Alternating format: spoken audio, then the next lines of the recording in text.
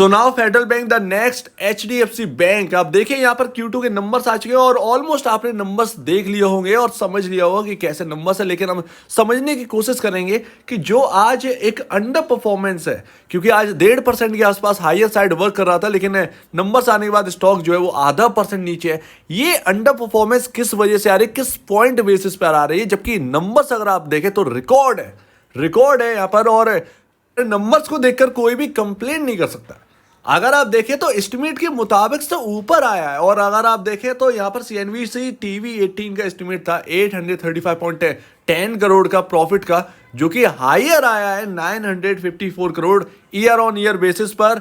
35% bottom line grow करी है। इससे बढ़िया और क्या चाहिए। मतलब आपको लो वैल्यूएशंस भी मिल रही हैं, हर वो चीज मिल रही है जो एक स्टॉक को अट्रैक्टिव करती है।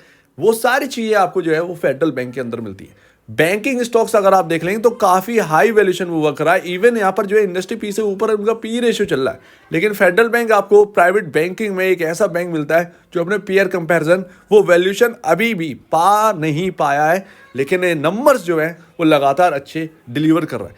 NIIs अगर आप देखेंगे तो ऑलमोस्ट यहाँ पर ग्रो करे हैं 16.7% ईयर ऑन ईयर बेसिस पर, और NPA जो है मैं आपसे कह चुका हूँ कि ये जब NPA इतना डाउन नहीं आ रहे थे बैंक्स के, लेकिन आप देखेंगे कि 5वीं ऐसी बैंक थी फेडरल बैंक प्राइवेट बैंकिंग में जिसके जो NPA वो ऑलमोस्ट 1% के ब्लो लेकर आया था। कोई भी बैंक ऐसा नहीं था। एक्सिस था, आपका यहाँ पर आपका HDFC था, बड़े बैंक्स थे। 5वां एक ऐसा बैंक बना था आपके सामने जिसके 1% से ब्लो NPA गए थे, लेकिन उसका कोई भी बेनिफिट जो है वो स्टॉक के ऊपर नहीं देखने को मिला है। ये तो बड़ी बात है। और NPA जो है डिक्लाइन कर रहे हैं ऑलमोस्ट यहाँ पर 0.69% से घटकर 0.64% पर नेट NPA आपके आ चुके हैं। इससे बेहतर और कोई बात नहीं होगी। ग्रॉस NPA का स्ट्रक्चर भी बढ़िया है, तो सब कुछ बढ़िया है, सब कुछ बेहतरीन है। लॉन्ग टर्म के लिए एक अट्रैक्टिव यहाँ पर स्टॉक आपके सामने देखने को मिलता है। अगर आप बैंकिंग में कोई स्टॉक देख रहे हैं तो वो है, लेकिन प्रॉब्लम क्या है, असलियत में प्रॉब्लम क्या है जो एक पॉइंट परेशान कर रहा है निवेशकों को, तो वो पॉइंट है आपका ऑपरेटिंग मार्जिन। देखिए ऑपरेटिंग मार्जिन ना क्वार्टर दर क्वार्टर भी घटा है, ईयर ऑन ईयर बेसिस अगर क्वार्टर देखेंगे तो भी घटा है। पहले आप ईयर ऑन ईयर बेसिस पर देखिए तो 26.18% से घटकर 21.41% पर आपका ऑपरेटिंग मार्जिन है।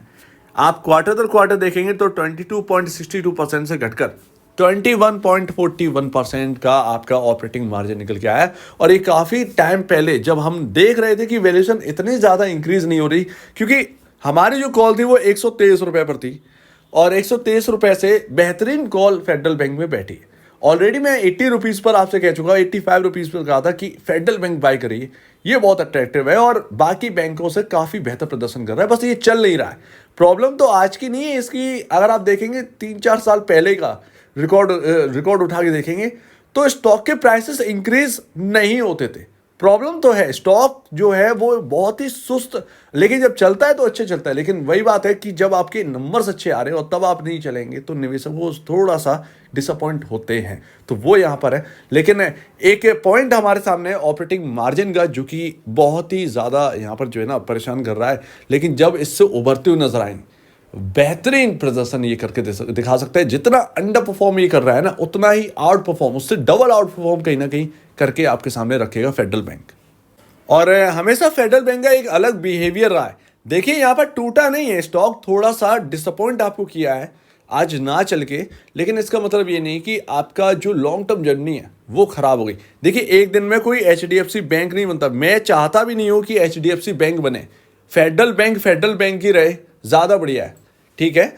लेकिन हाँ, बिग बैंक में शामिल होना है, ऐसे बिग बैंक में, और उसकी जर्नी एक दिन में नहीं होगी, एक महीने में नहीं होगी, ठीक है। उसके लिए लगेगा टाइम, जितना आप रखेंगे वो रिटर्न बनेगा। अब अगर आप देखोगे तो मार्केट कैप में मैं आपसे यहाँ पर कहूँगा कि आप कंपेयर करिए प्राइवेट बैंकिंग में हर इंडिकेटर्स को, हर फाइनेंशियल इंडिकेटर्स को आप जब आप एक कैलकुलेट करेंगे, एक यहाँ पर जो है आप कंपेयर करेंगे तो आपको पता चलेगा फेडरल बैंक काफ़ी ज़्यादा सस्ता वैल्यूएशन पर बैंक मिल रहा है, और 36,615 करोड़ का मार्केट कैप है।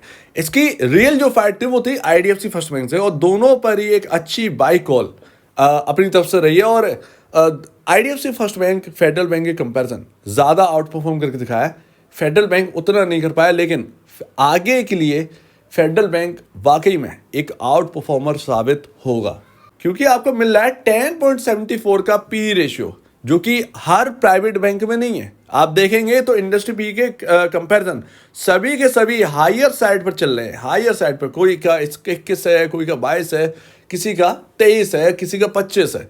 तो आप किधर हाथ रखोगे, ये प्रॉब्लम वाली बात आ जाती है। लेकिन एक ऐसा है स्टॉक जो कि आपको बैंकिंग में अच्छी क्वालिटी मिल रही है, इससे ज़्यादा और आपको क्या चाहिए। स्टॉक नहीं चल रहा है एक अलग बात है, एक जगह पर एक वैल्यूएशन पर थक रहा है, ठीक है, लेकिन आउट परफॉर्म कर रहा है इंटरनली, ये हमारे लिए इंपॉर्टेंट है।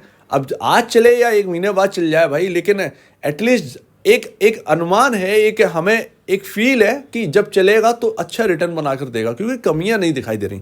और आप किसी स्टॉक में क्या ढूंढेंगे, सबसे बड़ी बात यही आ जाती है।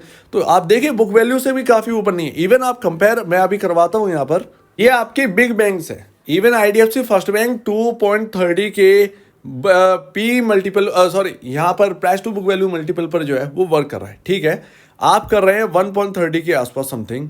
और आप देखिए कि ये 4 बिग बैंक्स, HDFC 3.77 अपने बुक वैल्यू से ऊपर वर्क कर रहा है, उसका प्राइस 3 के मल्टीपल पे वर्क कर रहा है। ICICI कोटक 3.03 और एक्सिस 2.26 और आपका IDFC फर्स्ट बैंक 2.30, जो कि आपका एक मेजर आप कह सकते हैं कॉम्पिटिटर है। दोनों के बीच एक अच्छी खासी टक्कर है।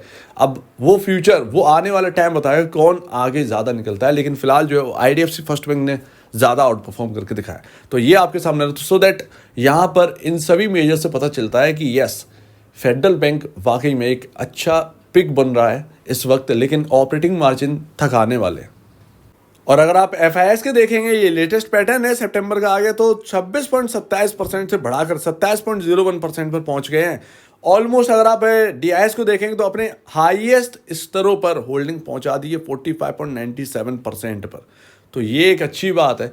DIS का भरोसा, FIS का भरोसा अब इंक्रीज होने लगा है। और इसीलिए कहीं ना कहीं फेडरल बैंक, अब आप समझ ही गए होंगे कि कई मायने में ज़्यादा बेहतर है, लेकिन उसके साथ एक प्रॉब्लम है जो कि आपके सामने ऑपरेटिंग मार्जिन %।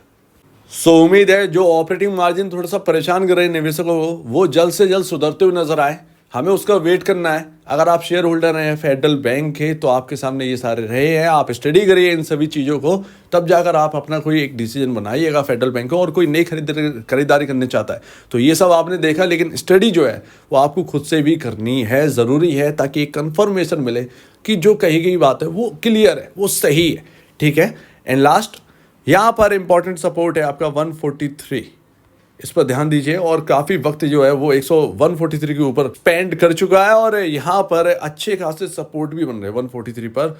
ऑलमोस्ट ये 143 आसानी से टूटा नहीं है, तो 143 टूटा भी है तो कवर कर गया है। तो ध्यान रखिए 143 इस वक्त यहाँ पर जो है इंपॉर्टेंट लेवल कहीं ना कहीं दिखता है इस स्टॉक के अंदर। अच्छी खासी बाइंग रही है, 123 रुपये से एक अच्छी खासी कॉल जो है वो फेडरल बैंक पर इस वक्त बनी हुई है, और आगे भी बनी रही, क्योंकि कोई कमी नहीं दिखाई दे रही है। ये सबसे बड़ी बात है, कोई कमी नहीं दिखाई दे रही है। हालांकि ऑपरेटिंग मार्जिन की कमी है, लेकिन वो जल्द से जल्द दूर भी होगी। मैनेजमेंट उसके लिए बिल्कुल अपना जो है वो एक स्तर से काम कर रहा है। सो उम्मीद है आप इस बात को समझिए। आप क्या कहना है इसके ऊपर कमेंट सेक्शन में, और अब अपडेट देखने के लिए बहुत धन्यवाद दोस्तों।